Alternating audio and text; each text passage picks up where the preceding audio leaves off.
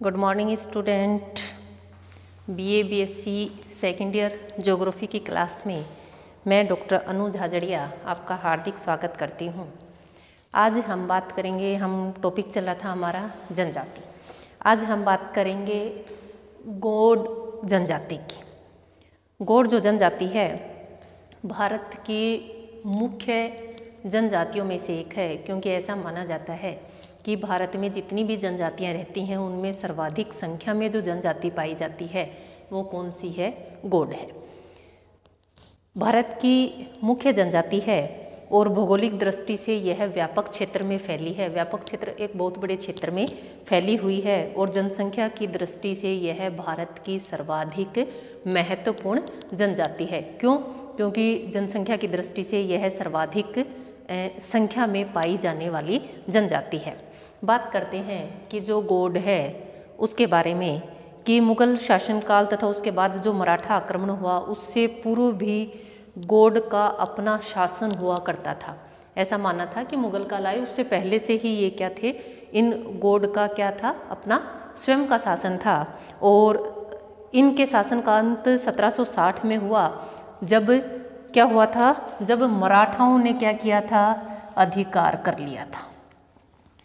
इनका 1760 में इनका जो शासन था उसका क्या हम कह सकते हैं कि अंत हो गया, जब मराठा ने इनके प्रदेशों पर अधिकार कर लिया था। लेकिन ऐसा मानना है कि जो गौड़ है वो क्या था, मुगल शासनकाल जब अकबर बाबर आए थे सबसे पहले।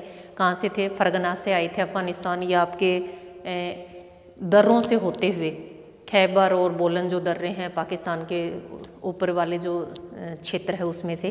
तो ये जब आए थे उससे पहले, और मराठों के जो आक्रमण हुआ उससे पहले क्या था, इन गौड़ का अपना शासन हुआ करता था। लेकिन 1760 में क्या कर दिया, इन मराठों ने इनके शासन का अंत कर दिया और उस जो क्षेत्र था उस पर अपना अधिकार जमा लिया। इन मुस्लिम जो लेखक हैं उनका ऐसा मानना है, मुस्लिम लेखकों का मानना है कि ये जिस क्षेत्र में रहते थे उस प्रदेश को गोंडवाना कहते थे। उस प्रदेश को किस नाम से जानते थे? गोंडवाना के नाम से जानते थे। और इस गोंडवाना से ही क्या बना है?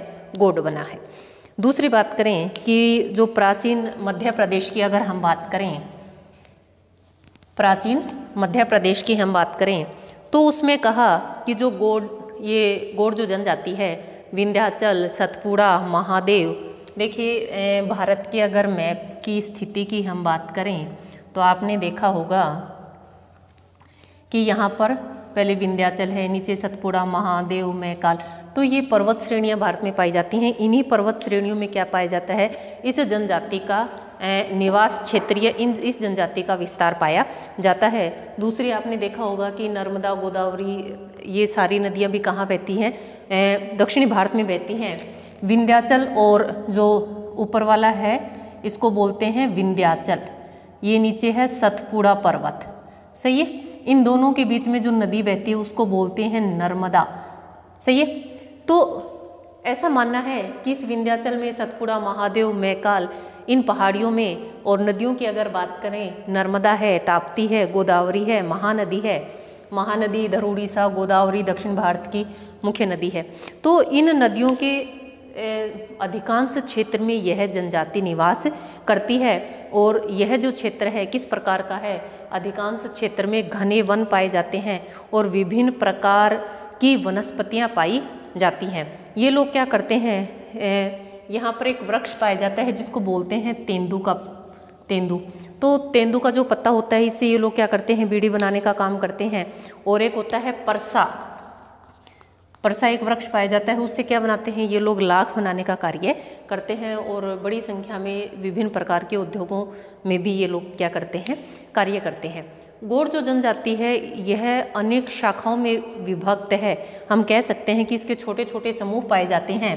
और जो छोटे समूह हैं वो क्या कार्य करते हैं? सामाजिक दृष्टि से, और कह सकते हैं कि हम समूह में ये लोग क्या हैं? बटे हुए हैं। तो इनके जो समूह हैं छोटे छोटे अनेक समूह में बटे हुए हैं। जैसे इनके समूह के नाम हैं, समूह के अलग अलग नाम हैं, जैसे गंडवा है, मूरिया है, नवागढ़िया है, परजा है, हलवा है, भरता है, धाकर है। तो ये इन समूह के नाम हैं। इनके छोटे छोटे अलग अलग समूह पाए जाते हैं और उसी प्रकार से ये लोग क्या करते हैं, अपने इस समूह में निवास करते हैं और इन समूह को अलग अलग नामों से जाना जाता है। दूसरी बात करें, सामाजिक दृष्टिकोण से भी इनके समूह पाए जाते हैं। सामाजिक दृष्टिकोण की अगर हम बात करें कि समाज की दृष्टि से भी इनके क्या पाए जाते हैं, समूह पाए जाते हैं। जैसे गडबा है, मुरिया है, धाकर है, परजा है, भतरा है, हिलमरिया। तो अलग अलग इनके समूह के नाम हैं और ये क्या पाए जाते हैं, समूह में पाए जाते हैं। छोटे छोटे समूह होते हैं उसमें पाए जाते हैं। बात करते हैं कि इनका शारीरिक संगठन किस प्रकार का होता है।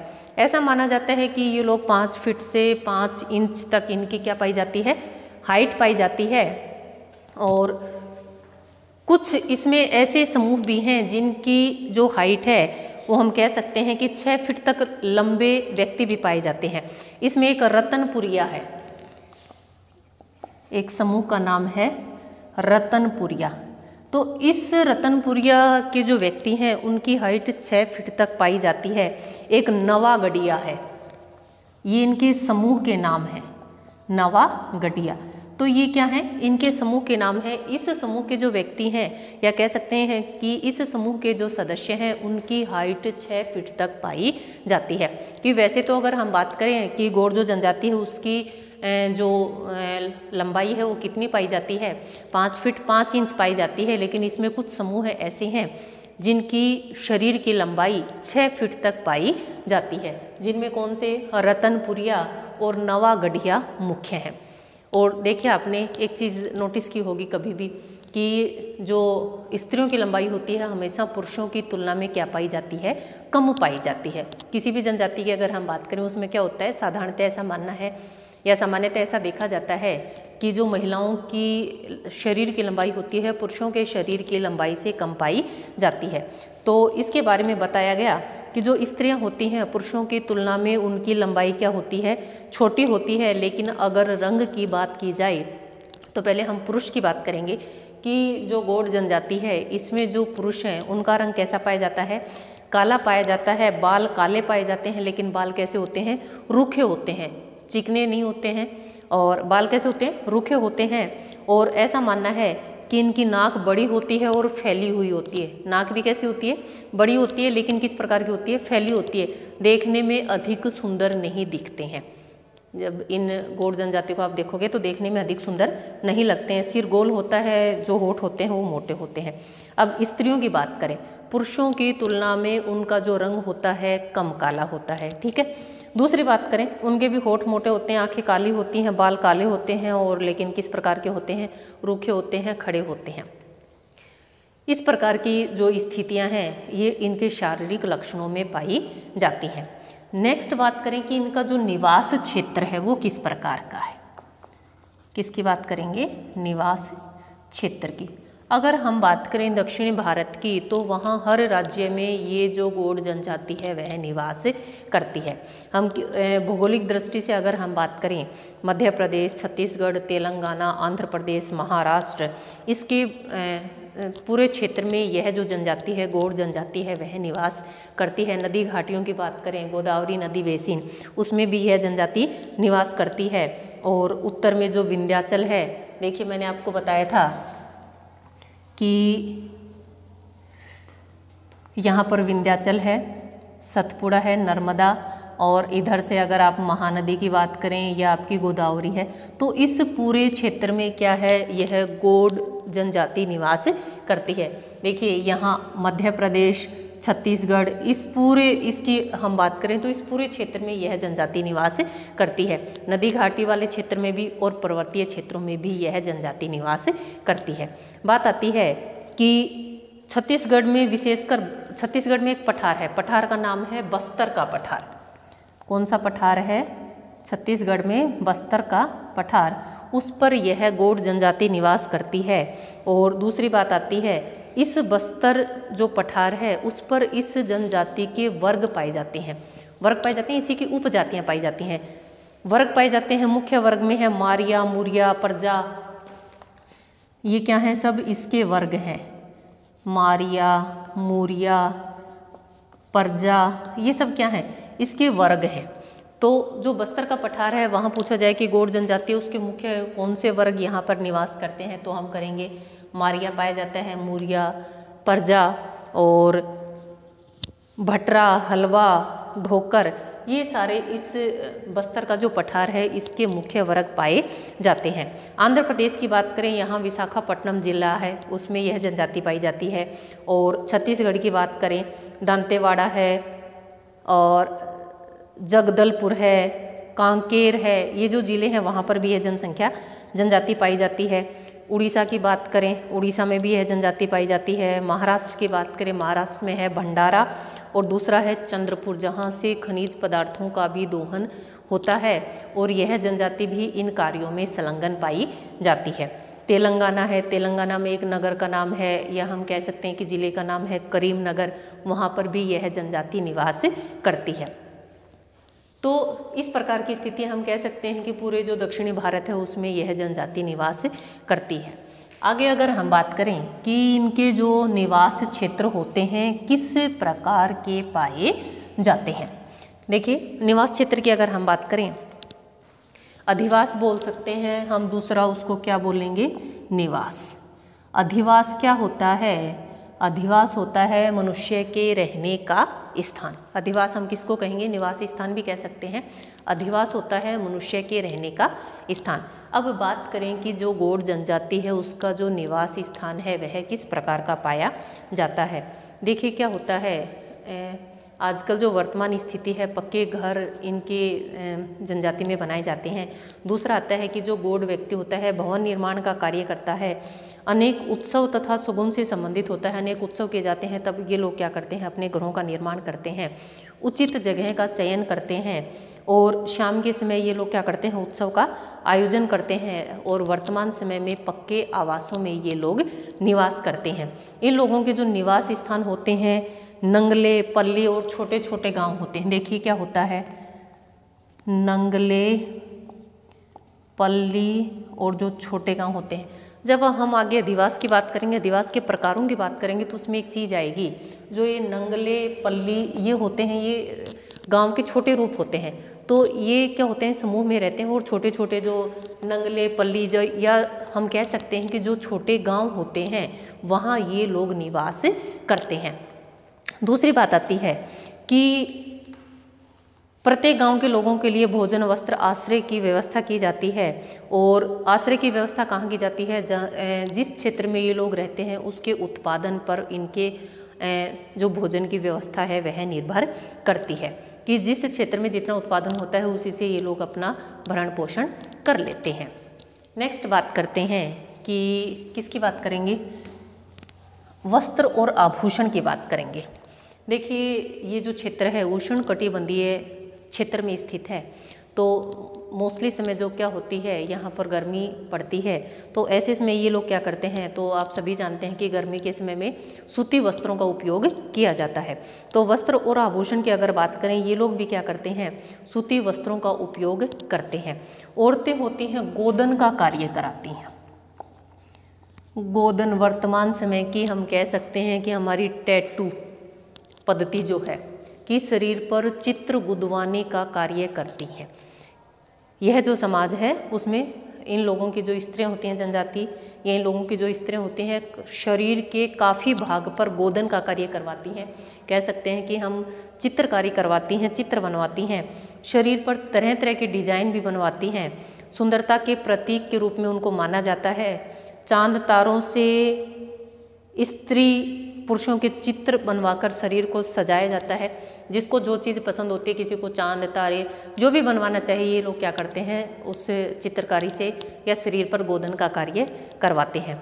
ये लोग जो गौड़ लोग होते हैं सूती वस्त्रों का उपयोग करते हैं और कस्बे आसपास जो कस्बा होता है वहाँ से सूत ले आते हैं या कह सकते हैं कि सूती कपड़ा खरीद लाते हैं और उसको अपने वस्त्रों के रूप में उपयोग लेते हैं। सूत के जो वस्त्र होते हैं उसको गांव में ही तैयार करते हैं और अपने जो पालतू पशु होते हैं, भेड़ बकरियां जो होती हैं, उनसे ऊन तथा बाल प्राप्त हो जाते हैं और उसी से ऊनी कपड़ा और कंबल तैयार कर लेते हैं और उसी को अपने जो जीवन है उसमें उपयोग में लेते हैं। ये लोग क्या करते हैं, इनके पास होती है एक तो मूंगे और नकली मोती उस मूंगे का ये लोग क्या करते हैं, मूंगे की माला बनाते हैं। मूंगे की क्या बनाते हैं, माला बनाते हैं। और कोड़ियों से गूंथ कर महिलाएं हार भी बना लेती हैं और उसको अपने श्रृंगार में उपयोग में करती हैं। फूल पत्तियां बनाती हैं, देसी जो रंग होते हैं उनका उपयोग करते हैं। और पशुओं के जो सींग होते हैं उनसे क्या बनाती हैं ये महिलाएं, कंघे बनाती हैं।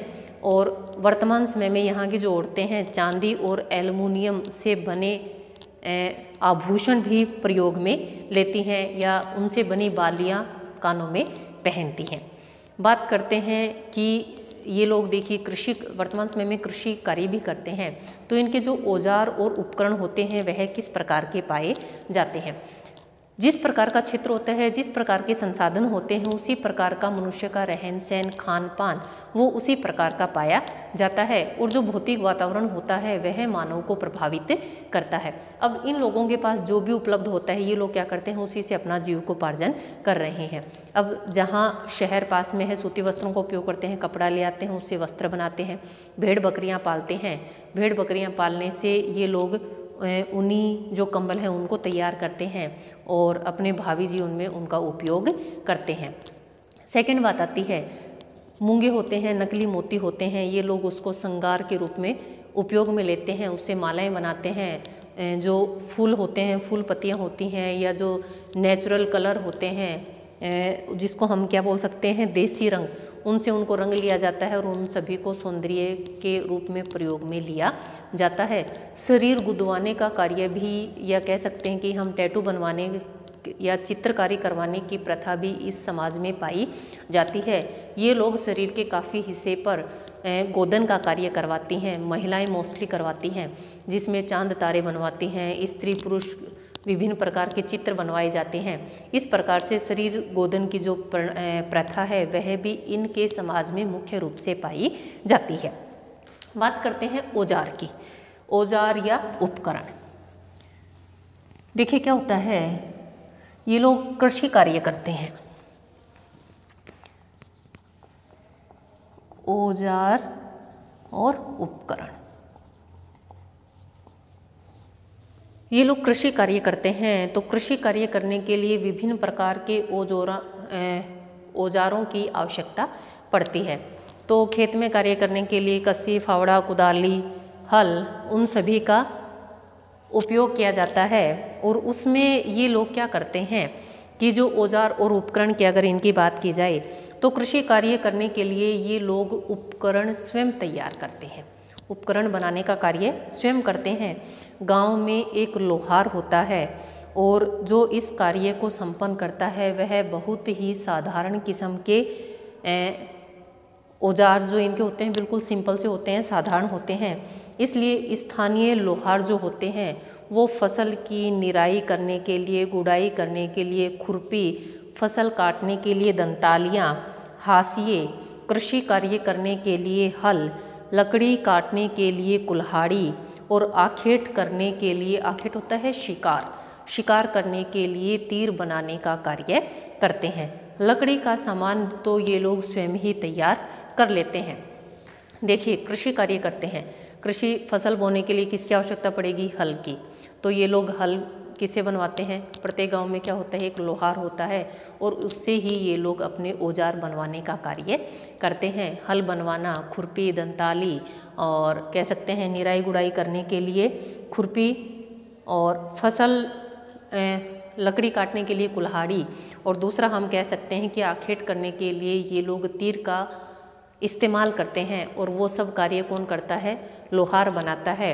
और कह सकते हैं कि लकड़ी का सामान तो ये लोग स्वयं ही बना लेते हैं। जिसके पास सारे हथियार होते हैं, कुल्हाड़ी है, खुरपी है, दंताली है, तो वो लोग क्या करते हैं, छोटे मोटे हथियार तो स्वयं ही बना लेते हैं। छोटे मोटे जो सामान है जो उनकी कृषि कार्य में सहायक होते हैं तो उनको तो ये लोग स्वयं ही बना लेते हैं। नेक्स्ट बात करेंगे किसकी, सामाजिक व्यवस्था। जिस प्रकार की हमारे समाज की व्यवस्था पाई जाती है, हमारे जैसे हम सभी जानते हैं कि भारत किस प्रकार का एक कृषि प्रधान देश है और मोस्टली जो स्टूडेंट लगा लीजिए या कह लीजिए कि गांव के जो लोग हैं वो किस पे निर्भर करते हैं, खेती पर निर्भर करते हैं। तो इन सभी चीज़ों की उनको जानकारी रहती है कि कृषि कार्य में कौन कौन से उपकरण काम में लिए जाते हैं। बात करते हैं सामाजिक व्यवस्था की। देखिए सामाजिक व्यवस्था किस प्रकार की पाई जाती है। ये लोग क्या होते हैं, समाज की व्यवस्था के बारे में हम इसमें बात करेंगे कि जो पितृ प्रधान समाज होता है, वंश किसके आधार पर चलता है, पिता के नाम पर चलता है, तो हम उसको क्या कहेंगे, पितृ प्रधान समाज होता है। पिता की मृत्यु के बाद उसकी जितनी भी संपत्ति होती है उसके पुत्रों में बंटवारा कर दिया जाता है। वर्तमान समाज की भी हमारी इसी प्रकार की रूपरेखा है और कह सकते हैं कि पुत्री को संपत्ति में हिस्सा नहीं दिया जाता है। यह जो गौड़ जनजाति है उसमें ऐसा माना जाता है, या कह सकते हैं कि पिता की मृत्यु के बाद उसके पास जितनी भी संपत्ति होती है उसके पुत्रों में उसका बंटवारा कर दिया जाता है। पुत्री को किसी भी प्रकार की हिस्सेदारी नहीं दी जाती है।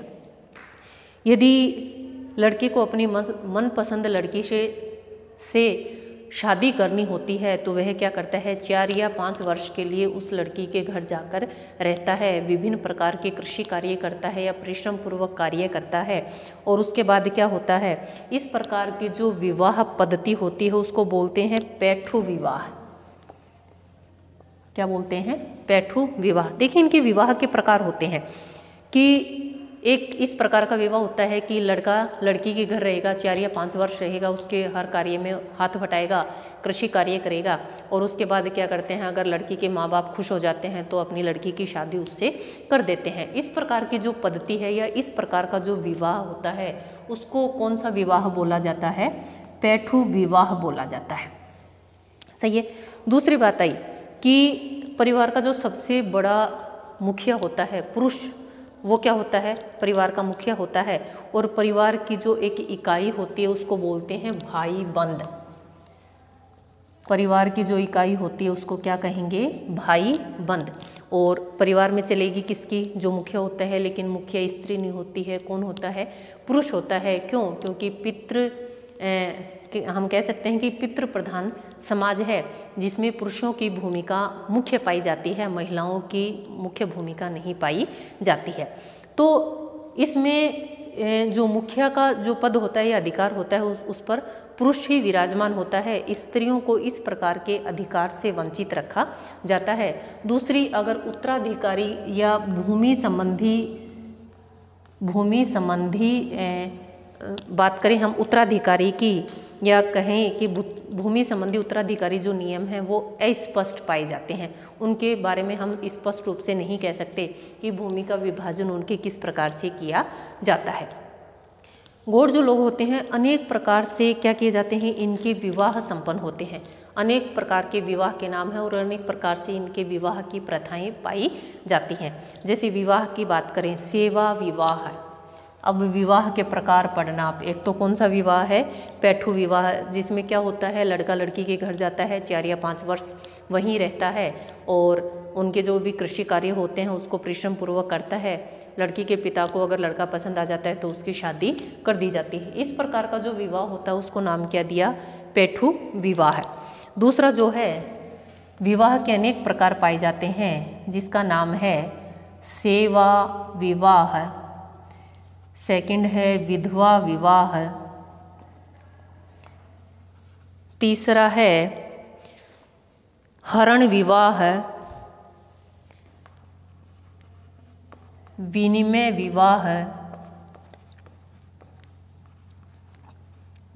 विवाह, और 5वां है मकली विवाह।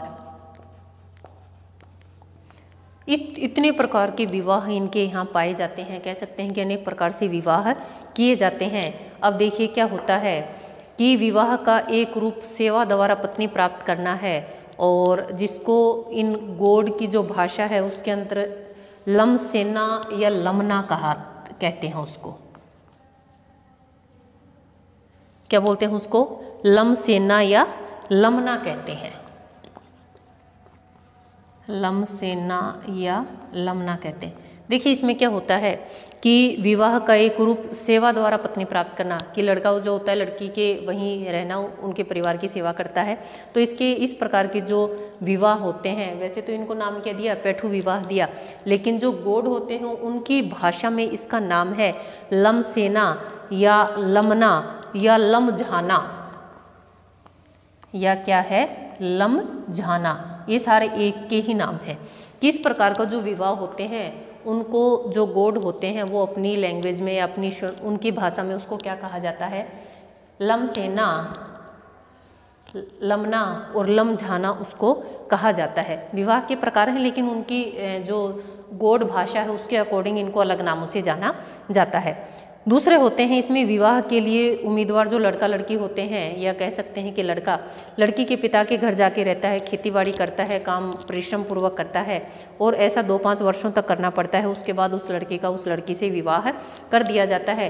कभी कभी ऐसा होता है कि लड़का अपने ससुर के घर में ही रहना प्रारंभ कर देता है, वहीं रहता है वह आजीवन। तो ऐसे लड़के को चरघिया कहते हैं, ऐसे लड़के को चरघिया कहते हैं। वर्तमान समय में अगर बात करें कि घर जमाई जो होता है वो गॉड की भाषा में उसको क्या बोलते हैं, चरघिया उसको कहा जाता है कि ऐसा लड़का जो अपने ससुराल में ही रहता है। तो ऐसे जो लड़के होते हैं उनको क्या कहते हैं, उनको चरघिया कहा जाता है। गॉड का जो 5वां विवाह का जो नियम है वो अनियमित है और इनकी गॉड की जो भाषा है उसमें क्या बोला जाता है, उसको पैठू विवाह कहा जाता है। नेक्स्ट बात आती है कि यह जो जनजातीय परंपरा है इसमें क्या होते हैं, तलाक का भी, या कह सकते हैं कि विवाह विच्छेद का अधिकार मात्र पुरुषों को प्राप्त है। पुरुष अपनी इच्छा अनुसार क्या कर सकता है, तलाक ले सकता है या विवाह को विच्छेद कर सकता है। उसमें क्या होता है, जितने भी बच्चे होते हैं उन बच्चों पर अधिकार किसका होता है, पिता का उन बच्चों पर अधिकार पाया जाता है, महिला का उन बच्चों पर अधिकार नहीं होता है। और नेक्स्ट अगर हम बात करें, ये लोग क्या करते हैं, जब विवाह का आयोजन किया जाता है तो ये लोग किसी जल के स्रोत के पास या आम के वृक्ष के पास जाते हैं और वहाँ पर क्या करते हैं, उस आम के वृक्ष के पास अपने विवाह का आयोजन करते हैं या उसको संपन्न करते हैं। दूसरा, इस अवसर पर राम धुन का आयोजन किया जाता है। एक राम धुन है, जब विवाह होता है किसी जल स्रोत के निकट या आम के वृक्ष के निकट तो एक राम धुन का क्या किया जाता है, आयोजन किया जाता है। और इन लोगों का ऐसा मानना है कि राम धुन का आयोजन करने से क्या होते हैं, जितने भी इनके अपकृत्य होते हैं वो क्या हो जाते हैं, नष्ट हो जाते हैं। दूसरी बात आती है कि ये लोग नृत्य के प्रति विशेष रुचि रखते हैं, या कह सकते हैं कि नृत्य के लिए इन लोगों में जिज्ञासा पाई जाती है। वाद्य यंत्र इनका लोकप्रिय वाद्य है, ये लोग क्या करते हैं, एक वाद्य यंत्र उसको बजाने का कार्य करते हैं और साथ ही साथ स्त्री और पुरुष साथ साथ नृत्य करते हैं। इन लोगों में कह सकते हैं कि हम नृत्य नाच गाने का शौक पाया जाता है और स्त्री और जो पुरुष होते हैं वो साथ साथ क्या करते हैं, नृत्य करते हैं। और इनका एक वाद्य यंत्र होता है जिसके माध्यम से ये लोग भी क्या करते हैं, उसको बजाते हैं और अपना नृत्य करते रहते हैं। किसकी बात की थी हमने, सामाजिक व्यवस्था की बात की थी। पितृ प्रधान समाज पाया जाता है। पिता की मृत्यु के बाद जितना भी उनके पास संपत्ति होती है उसके पुत्रों में उसका विभाजन कर दिया जाता है। पुत्री को किसी भी प्रकार की संपत्ति में अधिकार प्राप्त नहीं है। अनेक प्रकार के इसमें विवाह की पद्धतियां पाई जाती हैं, जिनमें सेवा विवाह, विधवा विवाह, हरण विवाह होता है हर के, जैसे रावण ने क्या किया था, सीता को हरा था। विनिमय, अदला बदली जो होती है उसके माध्यम से एक विवाह का प्रकार इन्होंने मकली भी बताया, एक अनियमित विवाह का भी प्रकार बताया। इस प्रकार के विवाह इनके यहाँ प्रचलित पाए जाते हैं। मुख्य रूप से जो सेवा विवाह है वह सर्वाधिक प्रचलन में होता है। ऐसे जो विवाह होते हैं उसमें लड़का लड़की के घर जाता है और उसके जो भी कृषि कार्य होते हैं उसमें हाथ बटाता है, 4-5 वर्ष तक वहीं रहता है, अंत में उन दोनों का विवाह कर दिया जाता है। तो इस प्रकार का जो विवाह होता है उसको सेवा विवाह कहा जाता है, कि सेवा के माध्यम से पत्नी को प्राप्त करना।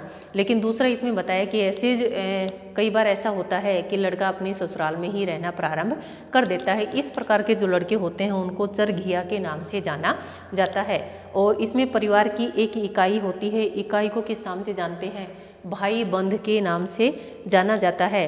और इसमें एक अनियमित विवाह पद्धति पाई जाती है, जिनको इनकी भाषा में क्या कहा जाता है, पैठू विवाह कहा जाता है। दूसरा इन्होंने बताया कि सेवा द्वारा पत्नी प्राप्त करना, सेवा विवाह जो होता है, और गोड की भाषा में उसको लमसेना, लमना और लमझाना के नाम से उसको जाना जाता है। ये गोड की भाषा में है, किसके नाम है? इस सेवा विवाह के नाम हैं। तो गोड की जो भाषा में जो सेवा विवाह कहते हैं कि सेवा के माध्यम से पत्नी को प्राप्त करना, तो गोड जो व्यक्ति हैं उनकी भाषा में उसको किस प्रकार का विवाह कहा जाता है? लमझाना विवाह, लमना या लमसेना विवाह के नाम से उसको जाना जाता है। और ये लोग क्या करते हैं कि किसी भी जल के स्रोत के निकट या आम के वृक्ष के निकट ये लोग क्या करते हैं? विवाह का जो उत्सव होता है उसका आयोजन करते हैं। वहाँ पर एक राम धुन का आयोजन किया जाता है, जिससे इनके जितने भी अपकृत्य होते हैं वो क्या होते हैं? नष्ट हो जाते हैं, ऐसा इन लोगों का मानना होता है। दूसरा, इनमें विवाह विच्छेद का नियम भी पाया जाता है, कह सकते हैं कि तलाक का नियम भी पाया जाता है या अधिकार भी पाया जाता है, लेकिन वह अधिकार सिर्फ पुरुषों को प्राप्त होता है। जितने भी बच्चे होते हैं उन सभी पर पुरुष का अधिकार होता है, महिला का अधिकार उन पर नहीं पाया जाता है।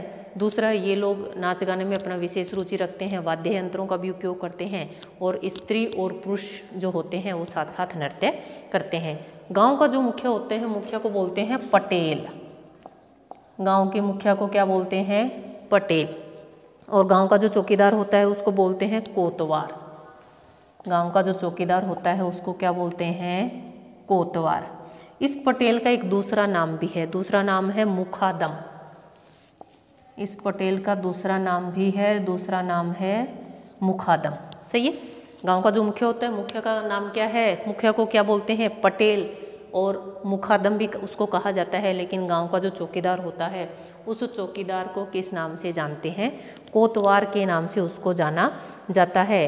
प्रत्येक गांव में एक पुजारी भी होता है और उस पुजारी को देवार नाम से जाना जाता है। क्या होता है? प्रत्येक गांव में एक पुजारी होता है और उसको देवार के नाम से भी जाना जाता है। नेक्स्ट बात करेंगे कल की क्लास में।